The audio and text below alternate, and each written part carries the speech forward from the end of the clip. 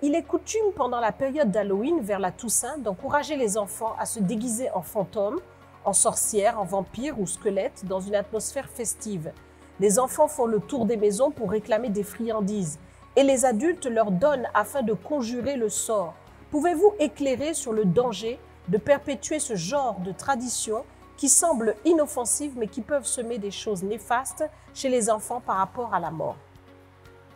Oui, c'est-à-dire que le côté néfaste, c'est de faire, au lieu d'habituer les enfants aux choses qui sont la vie, des choses qui sont recommandées par Dieu, c'est de les accoutumer en fait à des représentations qui sont effectivement préjudiciables, comme disait Pasteur Jocelyne, qui sont les choses qui permettent à Satan de pouvoir véhiculer en fait des démons dans la vie des gens. Donc cette inclinaison à des choses morbides, à des choses qui en réalité ne sont pas bonnes, à aller stimuler des démons et tout, est finalement quelque chose de bien pour Satan en fait.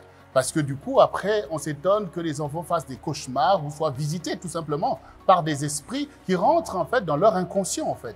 Donc, ce n'est pas du tout des pratiques anodines, comme de la sorcellerie, comme les choses quand on habitue des enfants à de la sorcellerie. Tout ça, on voit que ça a un impact en fait. Il faut les habituer aux choses non seulement de la vie, mais à la parole de Dieu. Il faut qu'ils marchent dans la vie et non pas dans la culture de la mort. Parce que ces choses sont aussi le déploiement de la culture de la mort. Et Satan sait l'importance des images, l'importance des choses auxquelles on peut s'habituer. Parce que, comme nous savons, Satan a été précipité. Il dit qu'il vient sur la terre avec tous ces démons qui ont été précipités. Mais eux, ils veulent manifester leurs œuvres.